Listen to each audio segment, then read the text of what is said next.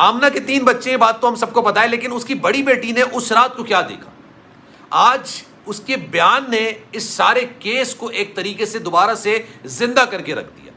ابھی تک پولیس کے پاس کوئی ایسا ایویڈنس نہیں تھا جس سے وہ یہ ثابت کر سکے کہ آمنہ اس قتل کے اندر براہ راست، بالواسطہ یا بلا واسطہ ملوث ہے۔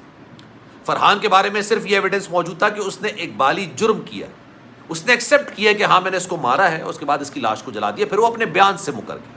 لیکن پولیس کے بعد آج تک جب میں آپ سے بات کر رہا ہوں کوئی ایویڈنس موجود نہیں تھا، لیکن اب آمنہ کی بیٹی کے بیان نے اس کیس کو 180 ڈگری چینج کر دیا باقاعدہ۔ اس کیس کے اندر آمنہ اور فرحان، ان کے اپنے والد، اس قتل کے اندر کیا کس طرح سے ملوث تھے سب کچھ بول دیا۔ اس نے بھی بولا کہ اس رات کو ایک انکل ہمارے گھر میں آئے، بابا کیا ان سے جھگڑا ہوا، پھر بابا ان کو اپنے کمرے میں لے گئے۔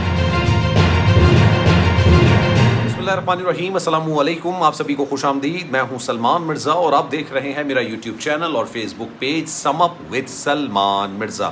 جناب بہت شکریہ یہ ویڈیو دیکھنے کے لیے، آپ سبھی نے وقت نکالا ہے۔ ویڈیو کے آغاز میں تہہ دل سے آپ سبھی کا میں شکریہ ادا کرتا ہوں، لیکن میری دعا ہے کہ آپ جہاں ہوں خیر و عافیت سے ہوں، صحت مند ہوں اور تندرست ہوں۔ جناب ڈیلیوری بوائے قتل کیس کے اندر ایک خبر ہے جو کہ کافی زیادہ وائرل ہو رہی ہے۔ آمنہ کے 3 بچے ہیں، یہ بات آپ سب جانتے ہیں کہ جناب 3 بچوں کی والدہ تھیں، بلکہ ہیں ابھی بھی، لیکن اس کے باوجود انہوں نے 23 سال کے لڑکے کے ساتھ ریلیشن شپ بنایا، اور ریلیشن شپ بھی ایسا بنایا جیسا ان کا اپنے شوہر کے ساتھ تھا، یعنی ایک ناجائز، ایک حرام قسم کا ریلیشن شپ بنایا۔ اچھا، میں نے آپ کو کافی عرصے پہلے یہ بات بتائی تھی کہ جب آمنہ اور یہ فرحان گرفتار ہو چکے تھے لیکن جیل نہیں گئے تھے، یہ دونوں گرفتار ہو چکے تھے، تب پولیس کو ایویڈنسز کی تلاش تھی ان کے خلاف، کوئی فول پروف ایویڈنس نہیں مل رہا تھا۔ یعنی آمنہ اور رئیس دونوں ریلیشن شپ میں اس طرح کے ایویڈنسز تو موجود تھے کہ بھائی دونوں کی چیٹس موجود ہیں، دونوں کی ویڈیو کالز موجود ہیں، دونوں کی تصاویر موجود ہیں، دونوں کی ساتھ موبائل کی لوکیشن موجود ہے، لیکن اس کے باوجود آمنہ کا رئیس کے قتل میں کردار ہے، اس حوالے سے کوئی ایویڈنس نہیں مل رہا تھا۔ فرحان کے خلاف ایک ہی ایویڈنس تھا، اور وہ ایویڈنس یہ تھا کہ جناب اس نے پہلی بار یہ ایکسیپٹ کر لیا تھا کہ میں نے ہاں غیرت کے نام پر اس کو قتل کیا، پہلی دفعہ ہی اس نے کہہ دیا تھا کہ ہاں غیرت کے نام پہ قتل کیا، میری بیوی کو تنگ کر رہا تھا اس لیے میں نے اس کو مار دیا، مارنے کے بعد اس کی لاش کو جلا دیا۔ لیکن پولیس کے پاس کوئی سفیشینٹ ایویڈنس عدالت میں پیش کرنے کے لیے، قتل کو جسٹیفائی کرنے کے لیے نہیں تھا۔ اس کے بعد پولیس نے اس بات کا فیصلہ کیا کہ گھر کے اندر اور بھی لوگ ہوں گے، یعنی 3 بچے ہوں گے، 3 بچوں سے بات کی جائے۔ ویسے تو بچوں کا بیان عدالت کے اندر تسلیم نہیں کیا جاتا ہے، لیکن پھر بھی ان سے بات کرنے کے لیے پولیس پہنچی۔ بہت ہی بات میں نے آپ کو بہت پہلے بتائی تھی۔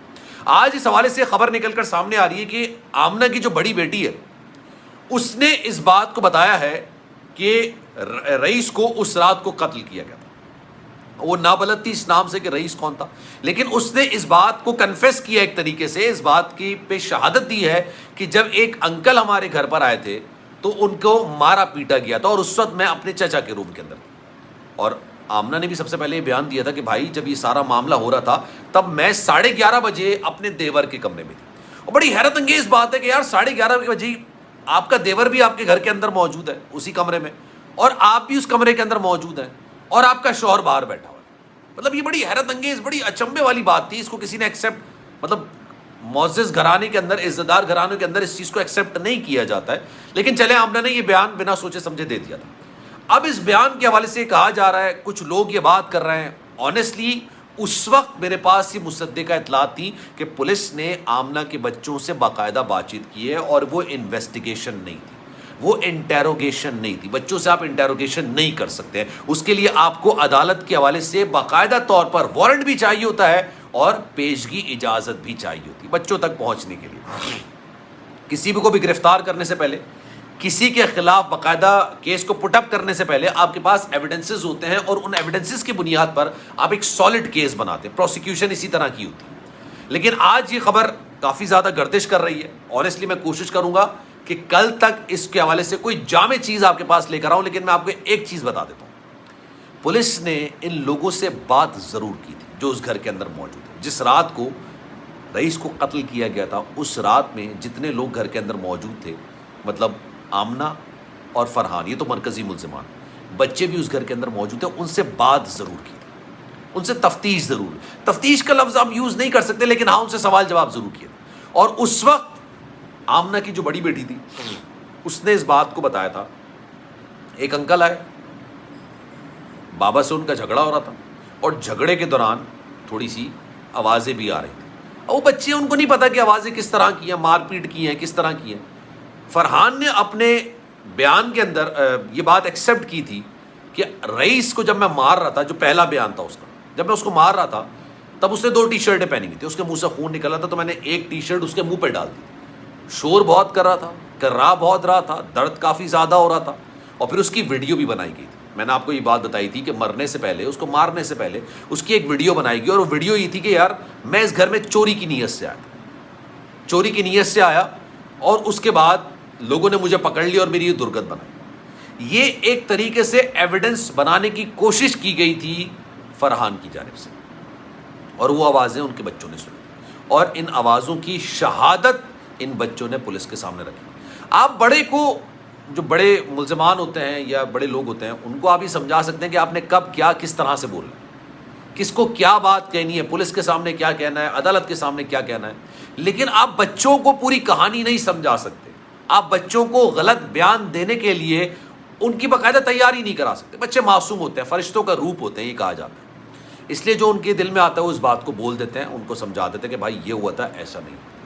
تو اب بیٹی نے تو جو بیان دیا تھا، کہا یہ جا رہا ہے کہ اس بیان کی بنیاد پر ان دونوں کے خلاف، کیونکہ 15 دن کا جوڈیشل کیا گیا تھا، اور 15 دن کے اندر کے بعد ظاہر سی بات ہے کیس دوبارہ سے ہیئرنگ کے لیے آئے گا، معاملات چلیں گے کہ آپ نے کیا اس وقت کیا، کیونکہ ابھی ملزمان ہیں ان کے خلاف. ابھی تک جب میں آپ سے بات کر رہا ہوں، آج 16 تاریخ ہے، آج تک کوئی سالڈ ایویڈنس ان دونوں کے خلاف نہیں، سوائے فرحان کے ایک اقبالی جرم کے بیان کے علاوہ کوئی سالڈ ایویڈنس نہیں. کوئی ایسا ایویڈنس نہیں ہے جس کی بنیاد پر یہ فیصلہ کیا جا سکے، یہ کہا جا سکے کہ بھائی ہاں یہ دونوں قاتل ہیں.